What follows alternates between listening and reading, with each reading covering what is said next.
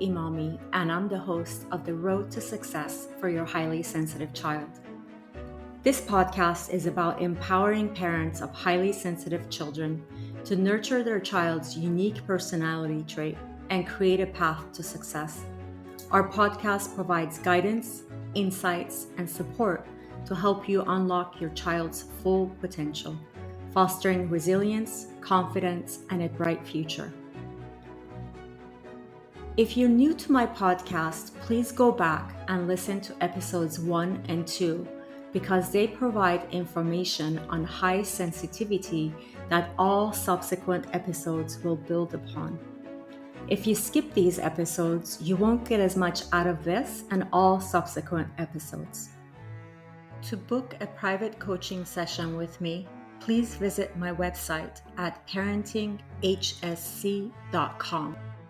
Today's episode is about parenting a highly sensitive child between the ages of 1 and 3 years old. Parenting for a sensitive toddler requires sensitivity, patience, and understanding. Here are some tips to ensure that your highly sensitive toddler feels well taken care of during this crucial developmental stage. First, embrace their sensitivity. Acknowledge and accept your child's sensitivity as a natural part of who they are. Avoid labeling them as too sensitive or shy.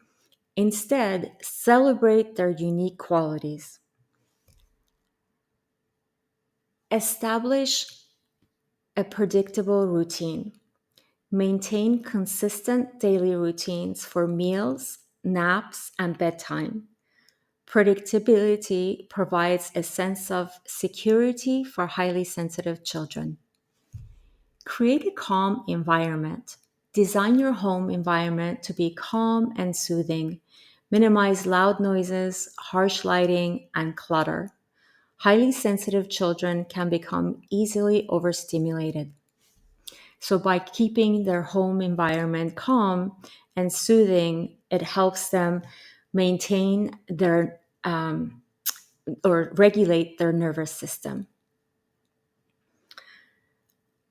And then offer them choices. This is the age where the child really wants to take control. And so by you offering choices that you believe are both good choices, then because you're giving your child the option to choose between, let's say, 2 or 3 choices that you yourself deem, as being a good choice, then they feel like they have the control and they're in control and they're choosing for themselves whether it's choosing their clothes or choosing what snacks they're going to take to if they're going to daycare, what snacks they're going to take to daycare, or what snacks they're going to have at home.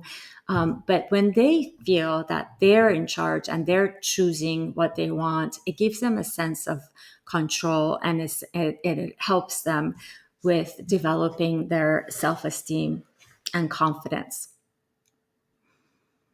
And then limit their screen time because exposure to screens and electronic devices can be overstimulating for highly sensitive children.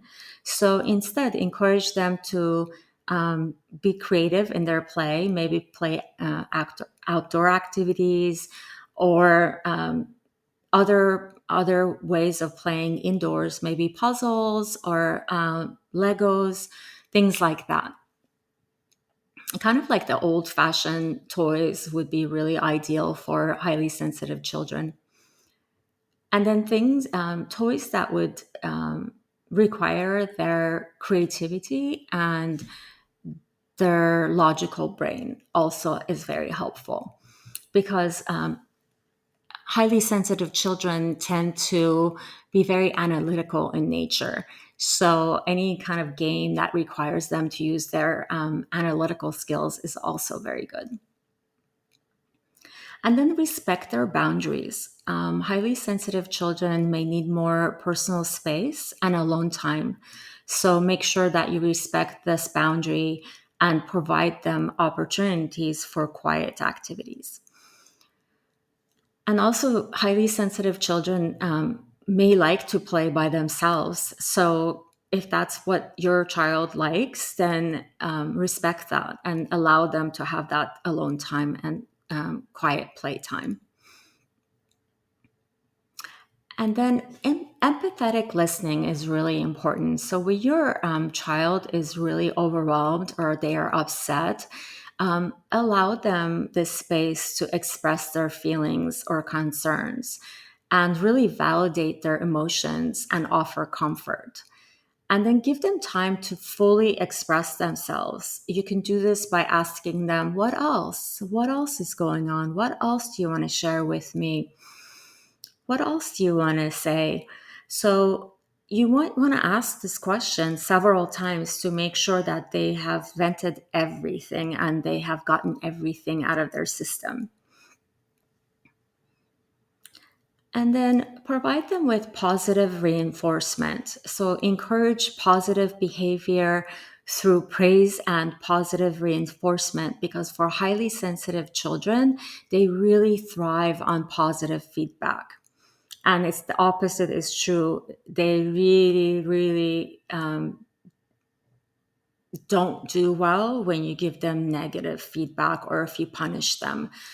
So try to stay away from any kind of harsh discipline. If you need to discipline them, gentle discipline is the best approach. And just be very constructive in the words that you use. And just stay away from harsh punishments, because they highly sensitive children are already really hard on themselves, and they're already trying their best not to make any mistakes and not to do anything wrong. So they're already punishing themselves, so you don't need to do that on top of it. So just a little bit of a gentle guidance is all they need, really. And then use sensory friendly toys and activities.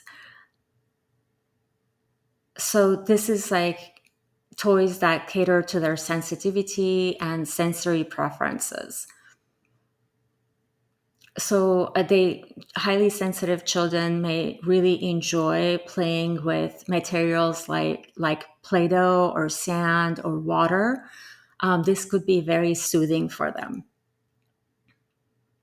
And then give them sensory breaks. So recognize when your child may need a sensory break, when you can see that they're getting maybe a little bit overwhelmed or irritated.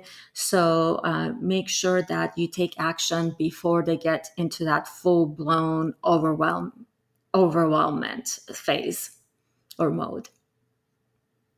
And then just give them the space that they need to decompress. And I also encourage you to help your child learn to express themselves through either art or music or storytelling. These are really good creative outlets that can help your child communicate their feelings. And then you can model emotional regulation for them. So you can teach them what is a healthy way of regulating your emotions. How do you, as their parent, manage your frustration or sadness or anger in a constructive way so that they can learn from you?